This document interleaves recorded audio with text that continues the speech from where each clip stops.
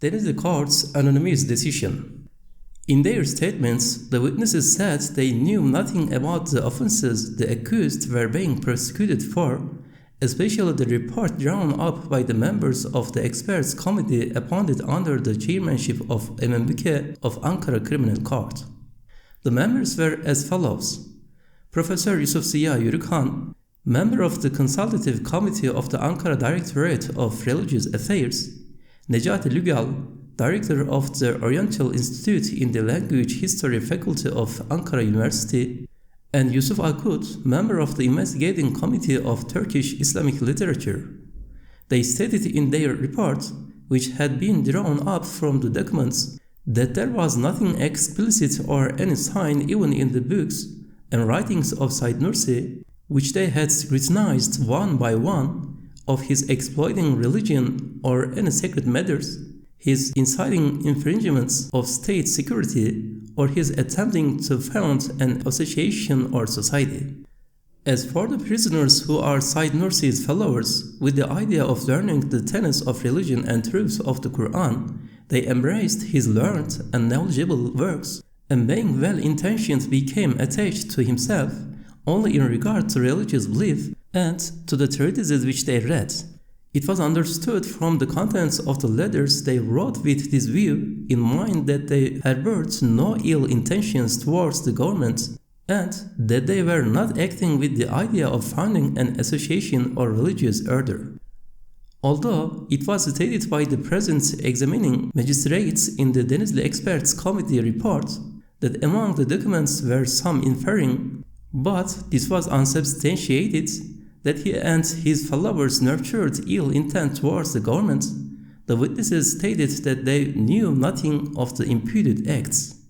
Hence, according to the contents and nature of the report of the Experts Committee ordered by Ankara Criminal Court, it was not considered necessary to pursue the matter.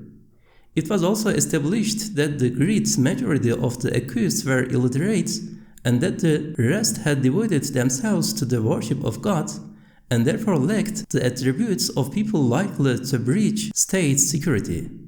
Considering this evidence and that presented by the public prosecutor, the present court finds the prosecutor's evidence inadmissible and rejects it. The anonymous decision has therefore been taken by the court for the acquittal of the accused, and if there is no other reason for their detention, their immediate release. 15 June 1944. Member Ali Rıza, chairman of the court. The members of Denizli Criminal Court all signed the acquittal. A conversation with myself. I am leaving it to your discretion to allow, after correcting it, the departments of the government in Ankara to hear this conversation. Were the judge to be prosecutor in addition to being judge, it would make unfortunates like myself exclaim, I am at a loss to know who I should complain to about whom. For my situation now is more distressing than when in prison even. A single day weighs heavier on me than a month's solitary confinement. I have been banished from everything, despite my being a stranger, elderly, ill, weak, and impoverished. I see no one except a child and a sick man. I have anyway suffered the torments of total solitary confinements for 20 years. If they cause me greater distress with their isolating me and their surveillance, it is to be feared that it will cause divine wrath to descend and a natural disaster to occur. As I said in court, there have been numerous events like the 4 earthquakes that occurred simultaneously with assaults on me.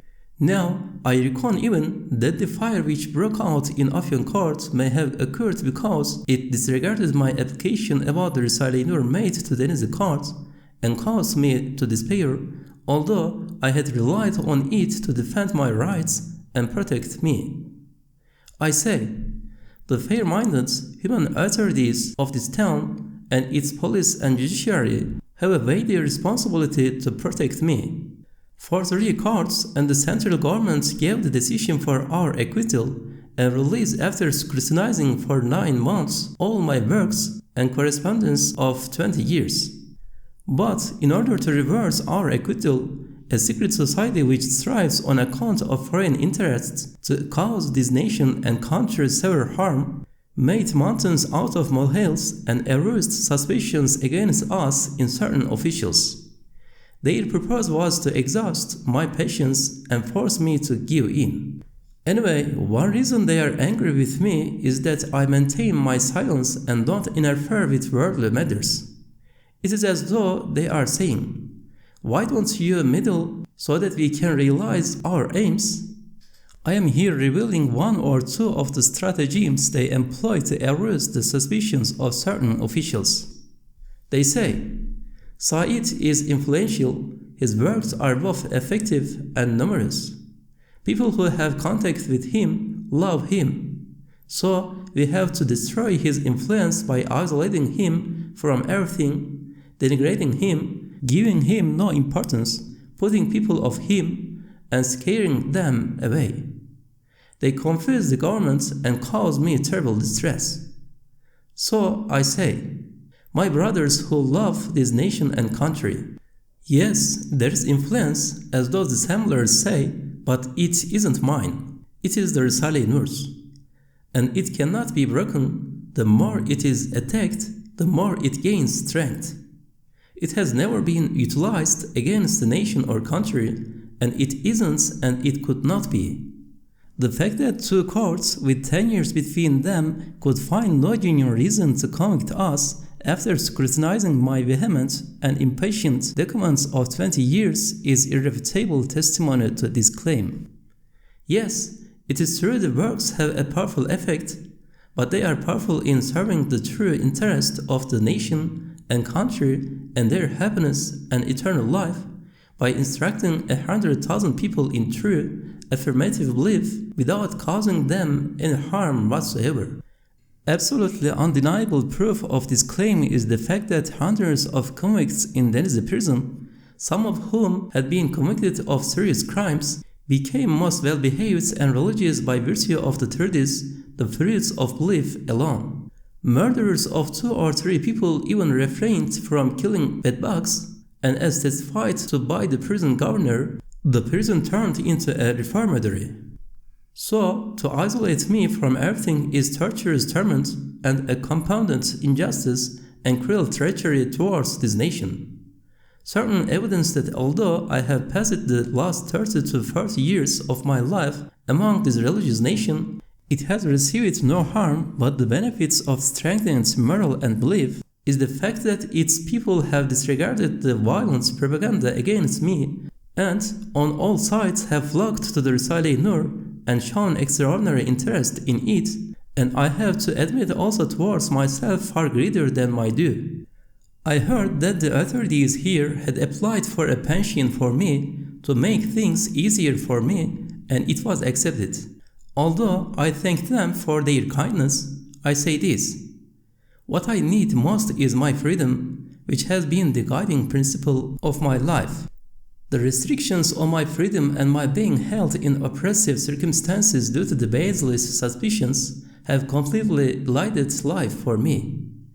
I would prefer incarceration in prison or even the grave to this situation. But my patience and fortitude are strengthened since the recompense for serving religious belief increases proportionately to the hardships suffered.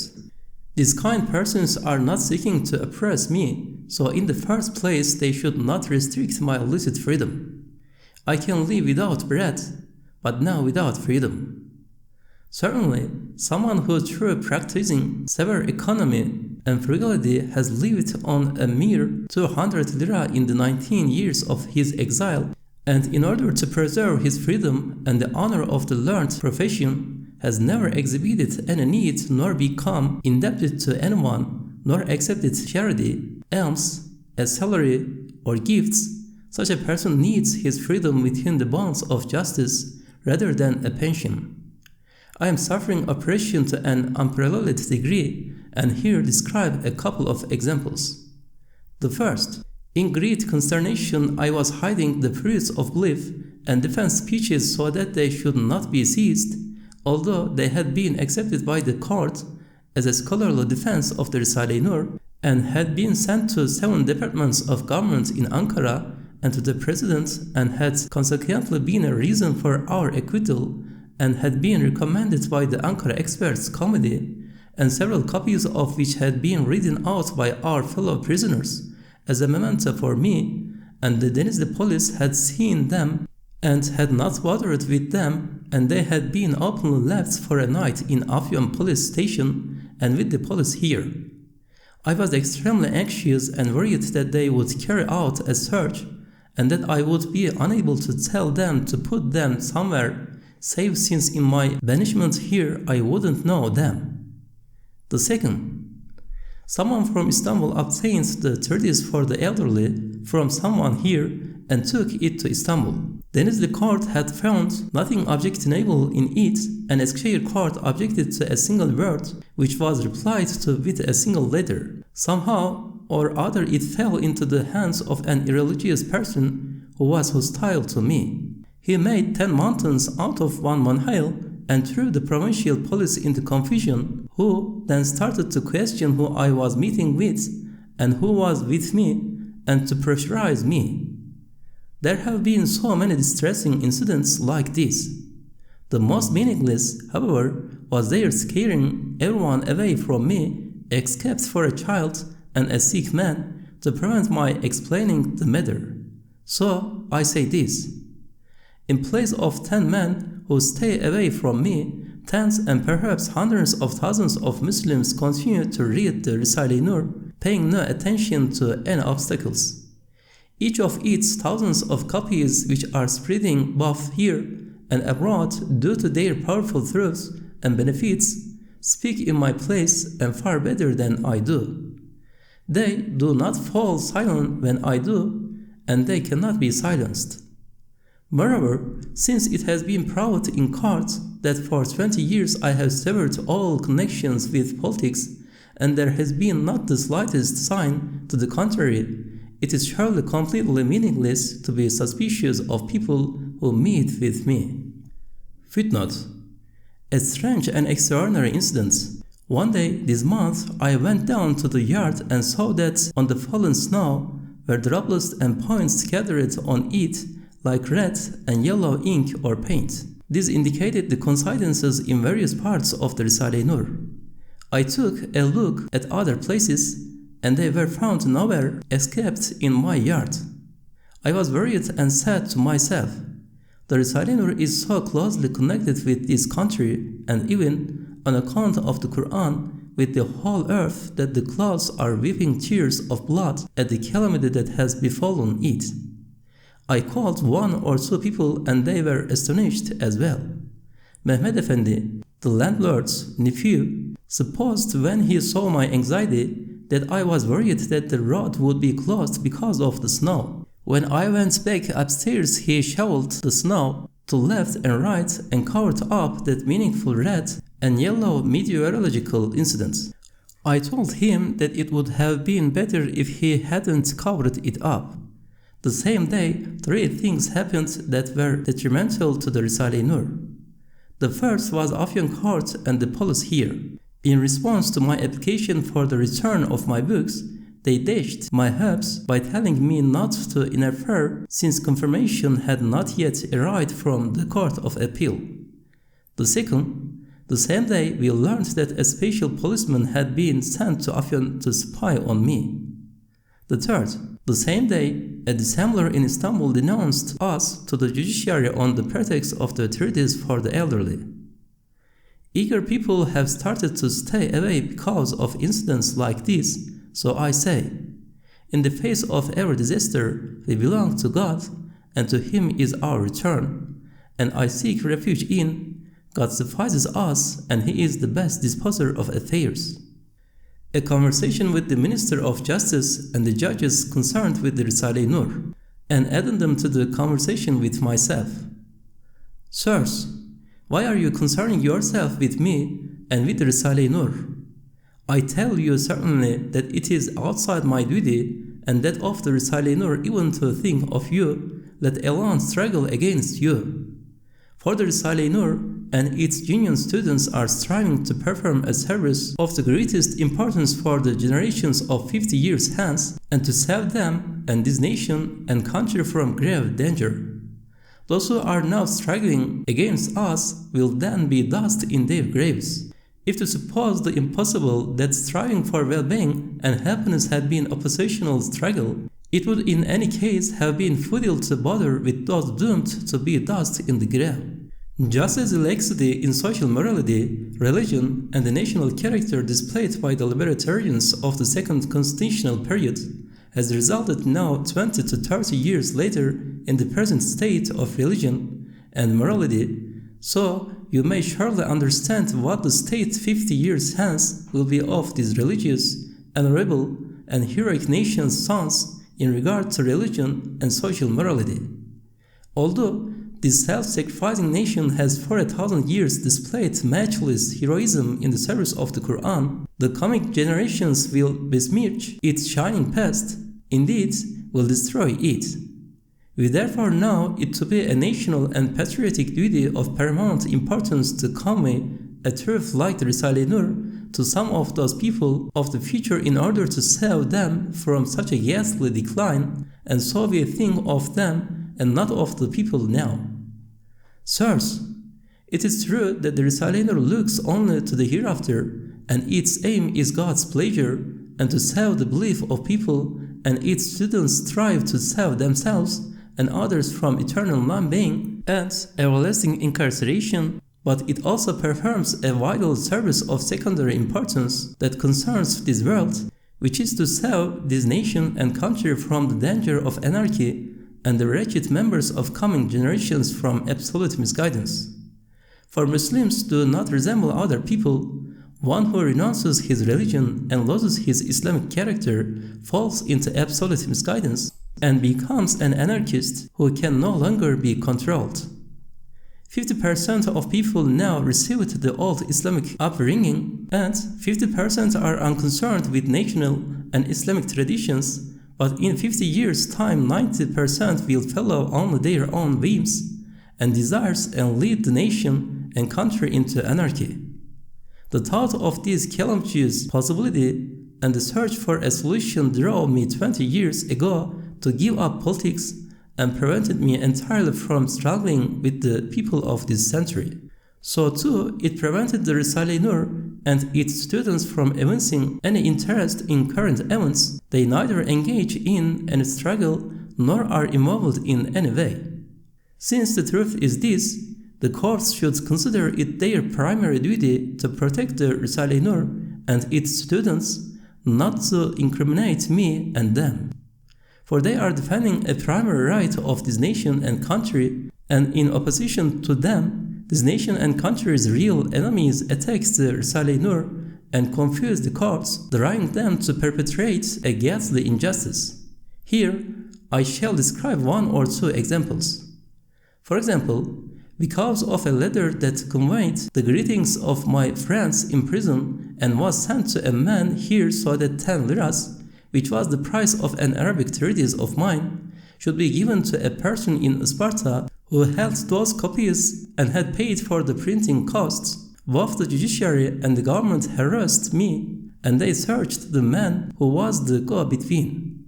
It surely does not befit the high standing of the judiciary to blow up to this extent a commonplace letter of no importance, the only correspondence in a period of 6 months. Second example, it is hardly in keeping with the government of this province to scare with an official campaign of propaganda everyone, even his helpers, away from an elderly, ailing guest like myself, who is a stranger and has been acquitted of all charges, and to make him utterly wretched. With its sound judgment, it surely should not stoop to making a mountain out of a molehill in this unprecedented way, and causing everyone consternation by asking, who does he meet with? Who goes around with him? There are numerous other such examples that cause astonishment to those who know about them. Sirs, it is easy to dispel misguidance and misconduct if they arise from ignorance, but if they arise from science and knowledge, they are extremely difficult to eliminate. Since at the present time misguidance arises from science and learning, a work like the Risale-i Nur that is in every way perfect is needed to save those of the coming generations who fall into misguidance so that they may resist it. Evidence that the Risale-i Nur can do this is that not one of my many fierce opponents or the men of learning who have received its blows has been able to refute or counter it, nor have 3 courts of law or the experts committee appointed by the central governments been able to find in 9 months a single matter in the 100 books of which the Risale-i Nur consists to indict us.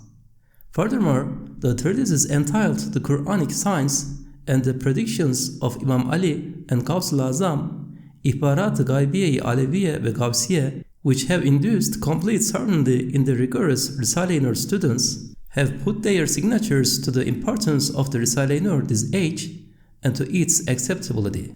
It is the duty of the courts to defend rights and to halt the aggression of the lawless. It has been established that the 100 parts of the Risale-i Nur have for the last 20 years served the well-being of 100,000 people, and in 10 years 2 courts, the central government and the police of several provinces, and in connection with Denizli Court, 9 months of scrutiny have found nothing harmful for the nation and country or indictable in any of my papers and writings, both private and otherwise. Most certainly, therefore, the Risale-i Nur possesses universal, powerful rights in this country.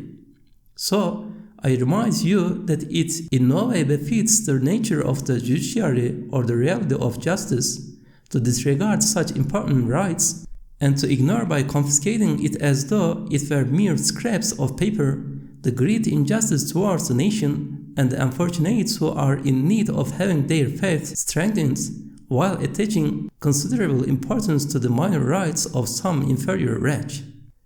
We are fearful that it may attract divine wrath if the Risale-i Nur is attacked while the works of atheists like Dr. Dazi are not interfered with. May Almighty God grant you fair-mindedness and compassion and us patience and fortitude. Amin. Said Nursi, who is being held unofficially in total isolation. In His name be He glorified. In accordance with and consult them in matters of import, I am in need of consulting with my brothers. My dear loyal brothers, now I am faced with a fait accompli. The order has arrived to give me a daily allowance of 2.5 liras, and to prepare a house for me again, fully furnished and according to my tastes. But my lifelong guiding principle of 50 to 60 years obliges me not to accept it. It is true that for a couple of years in the Darul Hikmet al-Islamiyya I accepted a salary, but I gave most of it gratis to the nation by spending it on printing my books. I returned to the nation what belonged to it. If I now have to accept this so that harm should not come to you and to the Risale-i Nur, I shall put it by to return to the nation at a future date. I shall spend only what is absolutely necessary on myself, the minimum. I heard that if I do refuse it, they, and especially those who were trying to fix the pension on my behalf, will be offended, and those who oppose me will say that I am meeting my expenses from elsewhere. The wretches do not know the extraordinary blessings of frugality, and they have not seen that 5 kurush worth of bread suffices me for 2 days, and so are beset by completely baseless suspicions. If I do accept the pension, my life of 70 years will be offended, and it is possible that Imam Ali, may God be pleased with him, will also be displeased with me, since making predictions of the present, he aimed blows at religious scholars who embrace innovations avidly seeking salaries and thus losing their sincerity.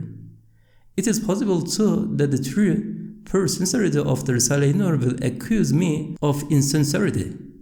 I am really quite bewildered as to what to do. I have heard that they will pressurize me even more if I do not accept it, and will perhaps curtail the Risale-i Nur's complete freedom.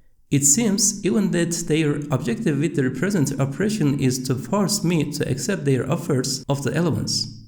Since the situation is this, in accordance with the rule, necessity makes permissible what is forbidden. If it is really necessary, God willing, it will not cause harm. But I did refuse it and refer it to you for your opinion. My dear brothers, don't worry about me. I suffer no distress because I see a trace of divine mercy in every difficulty and a flash of divine favor. Your endeavor and seriousness and assistance dispel all distress and are a source of perpetual joy. Here, hardworking, devoted Mustafa Ajet, who resembles my brother Abdulmejid and whose family is my family, and industrious Ceylan, who is both a young Husrev and a young Abdurrahman, together serve the Risale-i Nur to their utmost. My dear loyal brothers, I have sent you another part of the fruits of belief about the angels. I sent 2 legal authorizations to Denizli on the chairman of the court saying that my books would be returned to me. Don't be anxious that here I am being held in the severest solitary confinement. Divine favor persists. It is noteworthy that while the Risale-i Nur was being read and written out freely here, quite unusually the winter was as mild as summer, as I heard from a number of people, but as soon as attacks were launched at it, and it could not be copied out, a severely cold spell ensued. Similarly, as though to make believe those who did not believe that the earthquakes were connected with the inactivity of the Risale-i Nur, which had been shown in the conversation written in the form of a complaint to Afyon, they began at exactly the same time as the attacks, and the related tremors are still intermittently continuing as warnings. Furthermore, we see that whenever the Risale-i Nur is subject to attack, a sort of general fear is felt. This means that the Risale-i Nur is a certain means of preserving this country from calamities. Since this is the case, those who love this country and nation should ensure its freedom and read it and have it read. Only on one occasion have I accepted the allowance, and that for 8 days out of what was allotted to me to pay off the debts of my expenses. I told them that I don't want any more.